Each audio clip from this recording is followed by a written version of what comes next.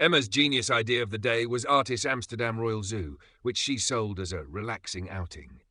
Relaxing for her, maybe. For me, it was another chapter in the saga of indignities I've endured while being stuffed into a backpack like overpriced carry-on luggage. Maurice, as usual, was thrilled. His tail swished with uncontainable joy as Emma zipped us into the carrier. A zoo! Can you believe it? We'll see lions, penguins, giraffes. Oh, this is going to be amazing. Sure, Maurice, I said, wedging myself into the corner of the carrier. Let's go see animals that could eat us in one bite. Sounds like a great way to spend the day. Maurice ignored my sarcasm, his nose pressed against the mesh window as Emma hoisted us onto her back and strolled toward the entrance. I sighed, resigning myself to yet another day of screaming children, overpriced snacks, and Maurice narrating every single thing he saw like some kind of furry David Attenborough. The first stop was the flamingo pond, where a gaggle of pink, spindly-legged creatures stood wobbling in the water like drunk ballerinas. Maurice gasped, "Look at their colour! Did you know they get it from eating shrimp? Isn't that amazing?" "Sure, Maurice," I replied, narrowing my eyes at one particularly smug-looking flamingo. "They're shrimp addicts with no self-control, real role models." One flamingo turned its head to glare at me, its beady eyes brimming with disdain. I glared back, my fur bristling. "Don't start with me, bird. I'm not in the mood." Emma, oblivious to the standoff, moved on, dragging us into the reptile house. The air inside was thick and humid, the glass enclosures filled with scaly creatures that looked like they'd bite first and ask questions never. Maurice was mesmerized, pressing his nose to the carrier's mesh. "Look at that python. It's so big. Do you think it's dangerous?" "Dangerous? Maurice, it's literally designed to crush its prey to death, and it's staring at us like we're appetizers." The python blinked lazily, its tongue flicking out. I could have sworn it was sizing us up. Maurice shivered. "Brave, it wouldn't really eat us, would it?" "Only if it got hungry enough," I said, and judging by its expression, it skipped breakfast. By the time we reached the lion enclosure, I was already over it. Emma stopped to admire the massive male lounging under a tree, his mane catching the sunlight like some kind of regal supermodel. Maurice was practically vibrating. "Look at him, Fluffy. He's so majestic.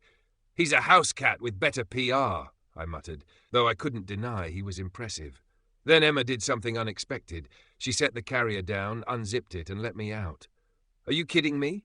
I hissed, but she was already taking photos, her focus entirely on the lion.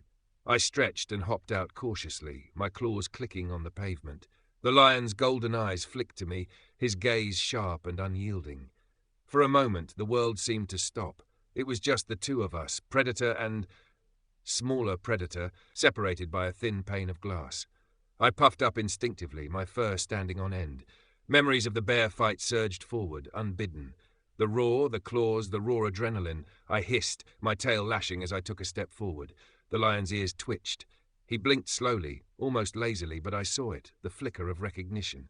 He knew. He saw it in me, the predator who'd gone toe-to-toe with a beast twice my size and lived to tell the tale.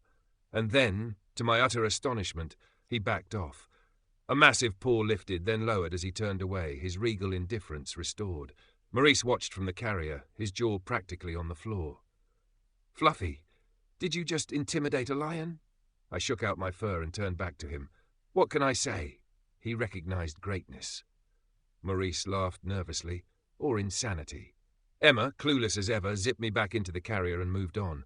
If she noticed the lion retreating, she didn't say a word. The rest of the zoo was a blur of Maurice's enthusiastic commentary and my biting sarcasm. At the lemur enclosure, Maurice practically lost his mind, watching the tiny primates swing from branches like caffeinated gymnasts. "Look at them. They're so playful. Doesn't it just make you want to join in?" "Sure," I said, "if by join in you mean watch from a safe distance while questioning their life choices."